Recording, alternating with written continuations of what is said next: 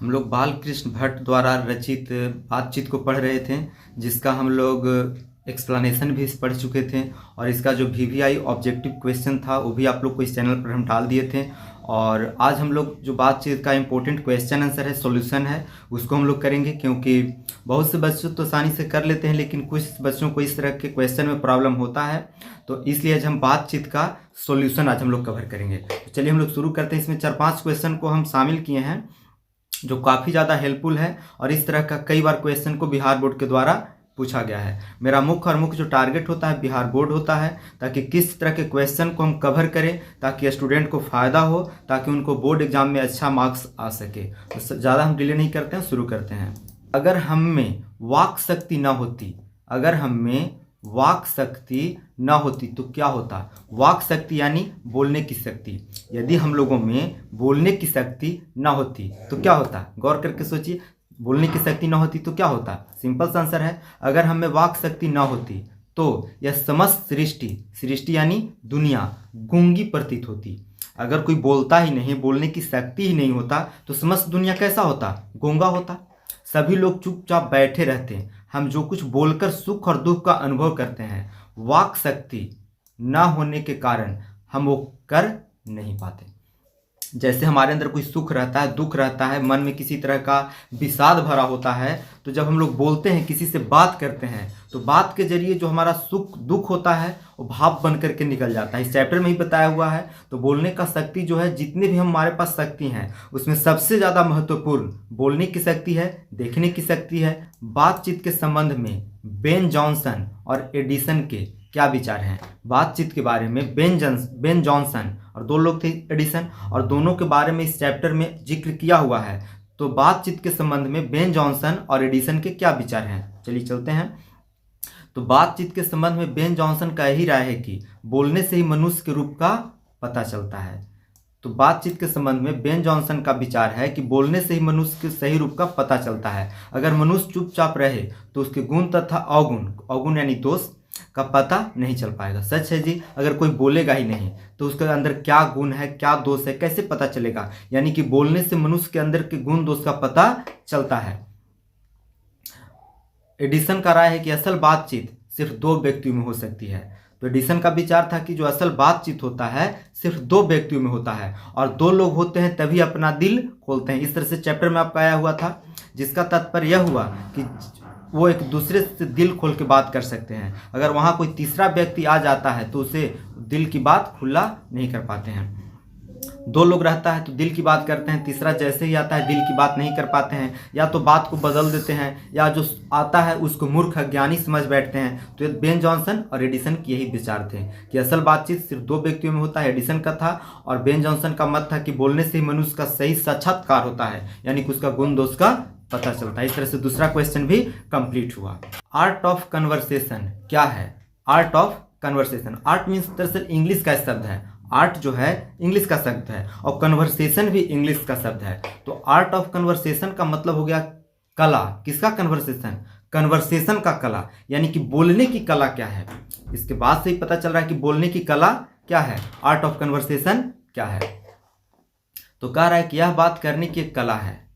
Art of conversation क्या है? एक बात करने की कला है, जिसमें बातचीत के दौरान चतुराई के साथ प्रसंग का मतलब बात छोड़े जाते हैं, जिन्हें सुनकर कान को अत्यंत सुख मिलता है, जिन्हें सुनकर अत्यंत सुख मिलता है। यह कला यूरोप के लोगों में ज़्यादा पाई जाती है। ऐसा बात नहीं है कि भारत के लोगों में आर्ट ऑफ कन्वर्सेशन नहीं है, लेकिन इस चैप्टर में दिया हुआ है कि यूरोप के लोगों में आर्ट ऑफ कन्वर्सेशन सबसे ज़्यादा है, लेकिन हमारे भारतीय लोगों में भी बोलने की कला कम नहीं है। मनुष्य की बातचीत का उत्तम तरीका क्या हो सकता है? जो बातचीत है, जो हम लोग बोलते हैं, उस बातचीत का उत्तम तरीका क्या है?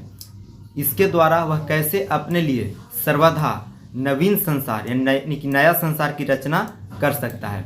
यानी कि मनुष्य की बातचीत का उत्तम तरीका क्या है, सबसे अच्छा तरीका क्या है, बेस्ट वे क्या है। इसके द्वारा वह कैसे अपने लिए हमेशा नवीन संसार यानी कि नई संसार की रचना कर सकता है, इसके बारे में हम लोग को पढ़ना है। ठीक है, तो आंसर है इसका मनुष्य में बातचीत का सबसे उत्तम तरीका है आत्मवार्तालाप। आत्मवार्तालाप का मतलब अपने आप से बात कर लीजिए कि कब हमको उठना है, कब इसके बाद कौन सा काम करना है, मुझे कहाँ जाना है, यानी कि अपने आप से बात करना सबसे अच्छा तरीका है। मनुष्य अपने अंदर ऐसी शक्ति विकसित करे जिसके कारण वह अपने आप से बात कर लिया करे। यानी कि मनुष्य को, इंसान को चाहिए कि हम अपने अंदर एक ऐसी शक्ति डेवलप करें जिसके द्वारा हम खुद से बात कर लिया करें।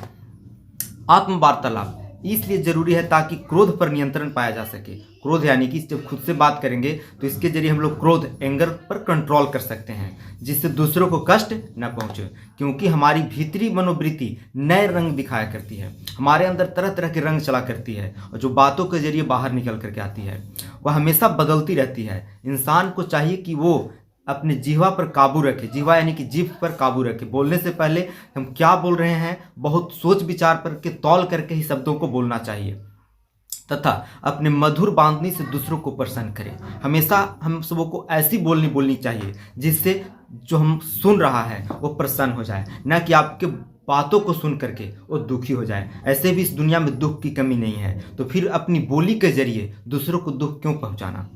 ऐसा करने से किसी से न तो कटुता रहेगी और न ही किसी से बैर। यानी कि जब हम खुद से बात करेंगे तो इसके जरिए न तो हमारा किसी से बैर हो पाएगा, न किसी से कटुता यानी कि दुश्मनी होगा। इससे दुनिया खूबसूरत हो जाएगी। यह बातचीत का उत्तम तरीका है। यानी कि सब बातचीत का सबसे उत्तम तरीका क्या है कि हम अपने आप से बात कर लिया करें। व्याख्या करना है। व्याख्या देखिए जी 4 नंबर का आता है व्याख्या ना, एक्सप्लेनेशन। तो व्याख्या काफ़ी इंपॉर्टेंट क्वेश्चन है और जो उससे है वो भी 2 नंबर का आता है। तो व्याख्या करना है, एक लाइन दिया हुआ है और कैसे व्याख्या होता है इसमें नीचे किया हुआ है आंसर में। बढ़िया से आप लोग समझेंगे क्योंकि 4 नंबर का आता है व्याख्या। इंग्लिश में इसको कहते हैं एक्सप्लेनेशन, इंग्लिश में भी आता है एक्सप्लेनेशन। तो कह रहा है हमारी भीतरी मनोवृत्ति नए नए रंग दिखाती है। हमारी जो भीतरी मनोवृत्ति है नए नए रंग दिखाती है। वह प्रपंचात्मक संसार का एक बड़ा भारी आईना है जिसमें जैसी चाहो वैसी सूरत देख लेना कोई दुर्घट बात नहीं है। यानी कि हमारी भीतरी मनोवृत्ति नए नए रंग दिखाती है। हमारे भीतर नए नए रंग उमड़ता रहता है, तरह तरह के विचार आते रहते हैं और ऐसा हर पल होता है।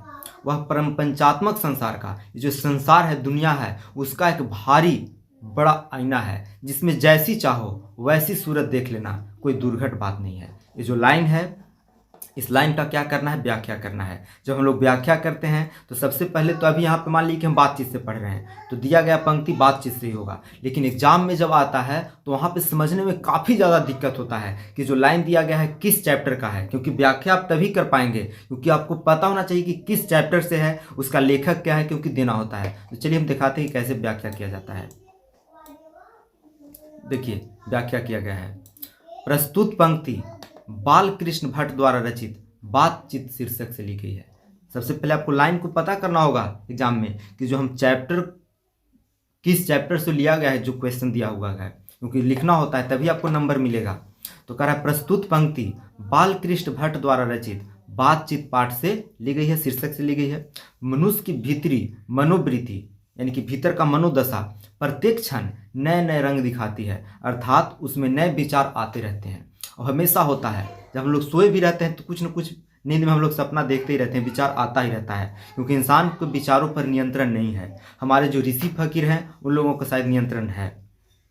वह इन पंचों से पूर्ण संसार का एक बड़ा आईना है जिसमें ऐसी घटना को भी देखा जा सकता है जिसके घटित होने की आशा ना हो। अर्थात हमारी भीतरी मनोवृत्ति हमें संसार के समस्त अच्छे बुरे कार्यों से अवगत कराती है, तब उसका गुण दोष प्रकट नहीं होता। ठीक है, इस तरह से आपको सब प्रसंग व्याख्या करना होगा। आपको पता करना होता है कि किस चैप्टर से दिया गया है। सच है जब तक मनुष्य बोलता उसका गुण दोष प्रकट नहीं होता है। यानी कि सच है जब तक मनुष्य बोलता नहीं है तब तक उसका गुण दोष प्रकट नहीं होता है। किसका था विचार? वेन जॉनसन का विचार था। यानी कि बोलने से ही मनुष्य के असली रूप का साक्षात्कार होता है। तो कह रहा है ये लाइन जो दिया है इस लाइन का क्या करना है, सब प्रसंग व्याख्या करना है। 2 गो था तो एक को तुम लोग कर दिए और एक है सच है जब तक मनुष्य बोलता नहीं उसका गुण दोष प्रकट नहीं होता है। ये कई बार क्वेश्चन को आया है जी, बोर्ड के द्वारा पूछा गया है, बढ़िया से आप लोग समझिएगा। और एग्जाम काफ़ी ज़्यादा नज़दीक आ चुका है क्योंकि नवंबर आ गया, नवंबर दिसंबर जनवरी आपके पास 2-2.5 महीना समय बचा हुआ है। अच्छी तरीक़ा से मेहनत कीजिएगा क्योंकि हिंदी आपका 100 नंबर का है, इंग्लिश 100 नंबर का है, उसके बाद आपकी आप साइंस हो, आर्ट्स हो, कॉमर्स हो, क्योंकि हिंदी इंग्लिश सब में सेम होता है और 100 नंबर का होता है। इसलिए बढ़िया से आप लोग तैयारी कीजिए। प्रस्तुत पंक्ति विद्वान लेखक लेखक के बारे में थोड़ा सा कुछ अच्छा शब्द को जोड़ दीजिए ताकि और अच्छा देखने में सुनने में लगे। तो कह रहा है प्रस्तुत पंक्ति विद्वान लेखक बालकृष्ण भट्ट द्वारा रचित बातचीत से लिया गया है। जब एग्जाम में आता है तो वहाँ पे दिक्कत होता है किस चैप्टर से, लेकिन अभी तो साफ पता चल रहा है कि बातचीत है तो बातचीत से ही रहेगा। निबंध के माध्यम से बताना चाहते हैं कि बातचीत की एक ऐसी विशेष तरीका होता है जिसके कारण मनुष्य आपस में प्रेम से बात करे, उसका आनंद उठाते हैं। परंतु मनुष्य जब बाचाल हो जाता है, बाचाल यानी कि भचर भचर बोलने लगता है, बाचाल हो जाता है, मुंह पर कंट्रोल नहीं रहता है, जीवा पर कंट्रोल नहीं रहता है, अथवा बातचीत के दौरान अपने आप पर काबू नहीं रख पाता है, तो वह दोष है। परंतु जब वही सलीके से यानी कि अच्छी तरीका से बातचीत करता है तो वह गुण है। यानी कि जिह्वा पर बातचीत पर नियंत्रण नहीं है तो वह एक दोष है और आपको कहीं भी इज्जत उस हालात में नहीं मिलेगा। लेकिन आप अच्छी तरीका से बात करते हैं तो आप जहाँ भी जाइएगा आपको इज्जत मिलेगा। इसलिए बोलना तो मनुष्य 2-3 साल की उम्र में सीख जाता है, लेकिन कब क्या बोलना है ये सीखने में पूरी उम्र गुजर जाता है। इसलिए अच्छा तरीका से बातचीत कीजिए। इस दुनिया में दुखों की कमी नहीं है, हर कोई उदास परेशान है। इसलिए आप किसी से ऐसा जब मिलते हैं तो बात करें ताकि उसका थोड़ा सा दुख हल्का हो, मन हल्का हो, नहीं कि आपकी बातों को सुन करके उसके अंदर एक नया घाव पैदा हो जाए, दुख पैदा हो जाए।